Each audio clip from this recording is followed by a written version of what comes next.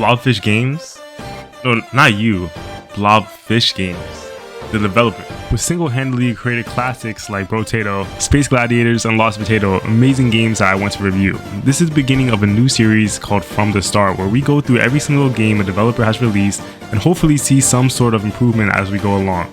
But before we dive into the games, let's look at the developers themselves. The whole entire game studio is based in Switzerland, and from my understanding, it is a solo developer working on all these games. He has his own dev blog called blobfish.dev, where he talks and releases newsletters to his fans every single once in a while.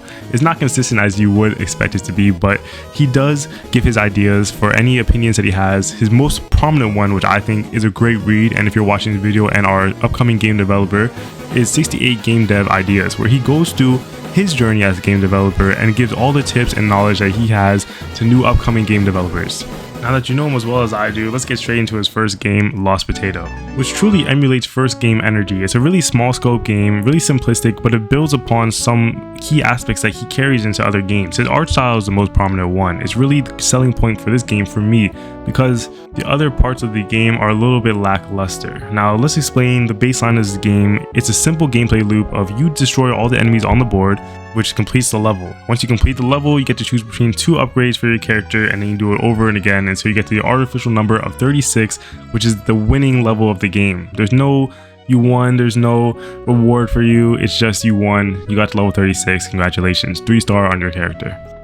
Given that the simple gameplay loop has already been explored, there's 3 major aspects that I think make a great top-down shooter: the character variety, the enemies, and the weapons. Starting with the character variety, there's not so many characters and so many perks to the characters that it's extremely diverse and every run feels new, but there's not so little variety that it feels like I'm choosing the same character every single time. There are a little bit of drawbacks and positives per character when you choose. Some may get another extra starting weapon, some may get extra health or extra speed or extra knockback or extra range, which are the only 4 variabilities you can change in this game. Not that it's a negative, again, small scope of this game makes it so it's still diverse and replayable. It's just that each character feels unique in this sense, but it's not as unique to make me really want to go through multiple runs as each character. I think the weapon variety really works. There's a lot of different weapons when it comes to aiming. There's one, that shoots around and floats around. Every time you hit it, it smacks into the enemy and kills them. There's another one which is basically the equivalent to a pea shooter from Plants vs Zombies, and you shoot those peas at the enemy and redirect them back to them. There's some mossy spikes. There's a lot of variety when it comes to weapons. There's combinations that you could do from adding a bunch of different weapons, or you can have one singular weapon and then upgrade that singular weapon. I think the weapons are done well enough to give a sense of, oh, okay, I really choose this weapon to be my main. If you were to choose a main in a fighting game. Me personally, I loved the spikes, and know who loves the spikes too? The Mustache Man. The Mustache Man is the most dapper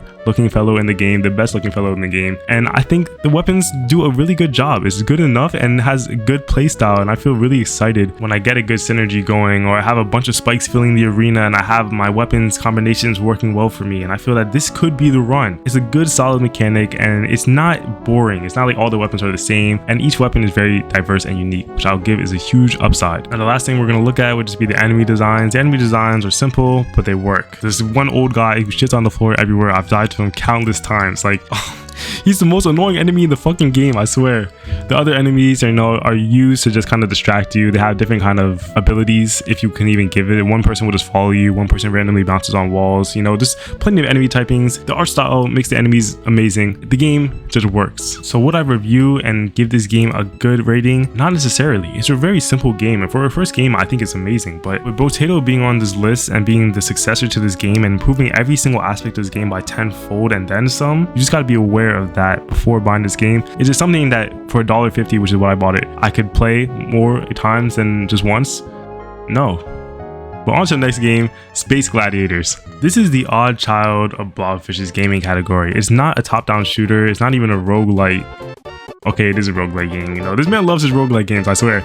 But this game is more of a Dead Cells type of game, more of a choose your location, your path, and then get to the final boss of the level. And then after you beat 3 final bosses of the level, you get to the big boss of the world. And then after you beat that world, you keep going through 5 different worlds until you get to the final boss of the game. It's a really interesting game style, and I really enjoyed playing the game. Again, for a roguelike game, you have to look at 3 different categories. I think the enemy typings were really well done. Throughout the game, the enemies felt consistent consistently hard and I consistently died to them. The environment was amazing, as in playing a negative downside for when I was in the Coliseum fights, hitting me and doing damage to me when I shouldn't be taking damage, but also acting as a level design choice where whole levels were built by environmental damage aspects, and you had to maneuver around those areas to get past the level while dodging damage if you didn't want to necessarily fight enemies. Now, also going off of art design, the enemies designs changed, the difficulty changed as you got farther along in the game, and I felt it was very unique and a fresh of breath air. It was really the sense that I didn't feel like I was fighting the same enemies, but just recolored as I got later into the game. They all had different unique movesets, had to learn their movesets. Unfortunately, I beat the game in one run and I was stuck on the first world forever, and then after I beat the first world, I went from world 1 to the end of the game, so I didn't really get to experience those enemies as much as I would have liked. But I do notice and feel that they were different and they were shocking, and I really had to adapt on the spot to all of their movesets and all their changes, and I really loved the art design for each. I can't stress this enough. I love Blobfish's art design. I think the world design was also amazing. It felt really immersive, and I felt that the level design choices where you get to choose your own pathway to the Coliseum, which is the end of each level,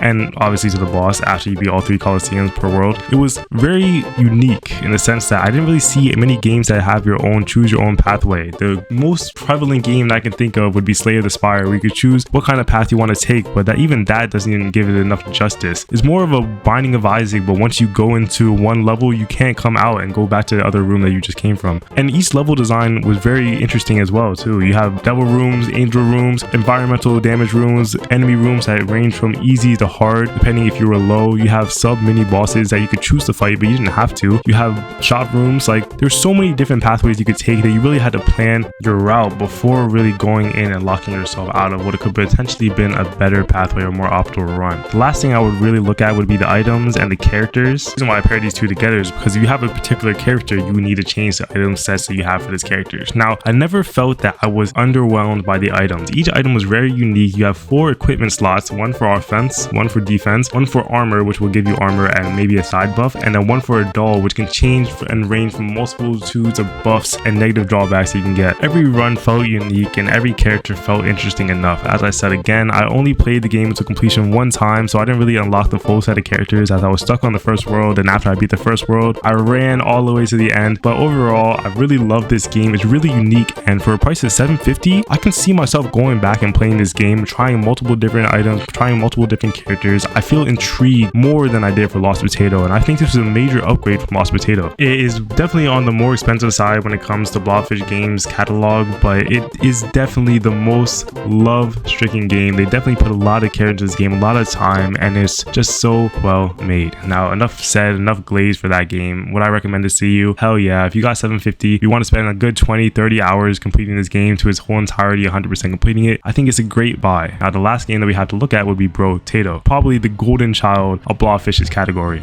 This is the game that made me want to start all the runs and start this whole entire challenge from the start. But I played this game before, and I played all the games, Lost Potato and Space Gladiators, to their entirety to give a full, good, in-depth review and give a really good description to someone who hasn't played the game. Now, I don't know if it's because I played this game before, but I genuinely found this game to be really easy. It's in the top shooter, roguelite genre, and maybe I got extremely lucky for all my runs, but I'm telling you right now, if you want a difficult game, this is unfortunately not for you. But if you want to hear how the game plays anyway, then feel free to listen. To be upfront and completely transparent, I bought the game and the DLC for $5.56. I think it's an amazing price, but in case that sways you and you want to only spend around $3 for the base game and you think the DLC is game changing and it makes the game 100% better, then take what I say with a grain of salt. However, Brotato is the successor to Lost Potato, not in chronologically ordered, or I don't even think they have any relationship together, but it is another top-down arena shooter roguelite made by Blobfish, and it is a billion times better. There's already a cast of 50-ish characters that you can play, each having their own unique identity. Now, the simple silhouette of the character is extremely basic. You know, maybe one character will have different eye color, different eyes, different facial expression, but the net negatives and positives that come with the character, whether it be that you can move faster, or you can only move while shooting, or you can only do this, or you can only do that. There's so many different unique playstyles that each character has. Some may only be able to use melee weapons, some may only be able to use guns.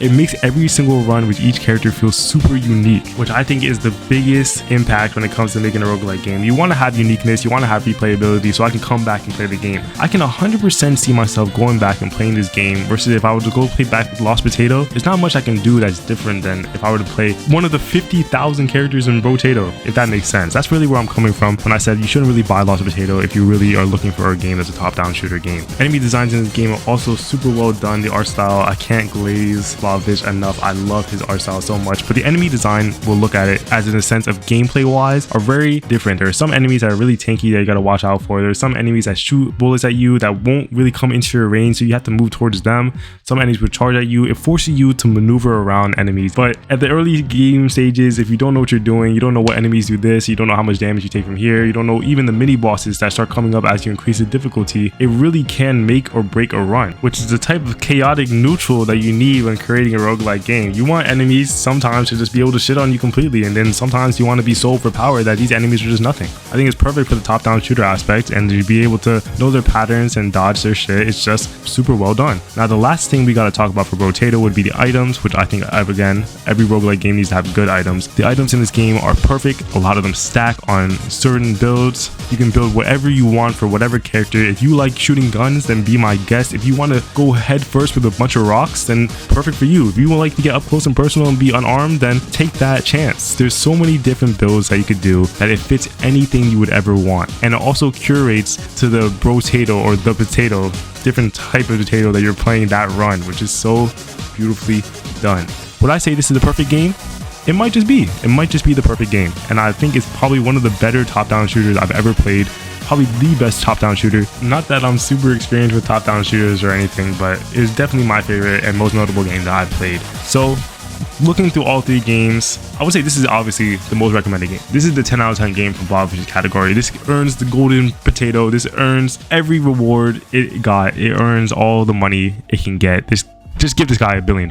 And that was the last game he's released. His full message was that he wants to work on other things. He wants to give Brotato some more spotlight, obviously, but this game is getting to be 2 years old now, and even had his birthday on June 23rd of 2023. So it's been a while since he released it, and he's moving on to bigger and better things. The one thing I didn't even mention is that there's a modding community around this game, and I think especially for roguelike games, when you have a modding community backed behind it, the game will not only last forever, but it increases in quality as it gets older, because there'll be more and more mods. I'm super excited to see what Blobfish has next into the future, but with that being said, that's Blobfish from the start. I hope you enjoyed this video. There are plenty of other game companies that I want to do. Scott Coffin was actually supposed to be the first one of the video, but I'm gonna be honest, I'm broke. I don't have bread, but if we can make this a milestone.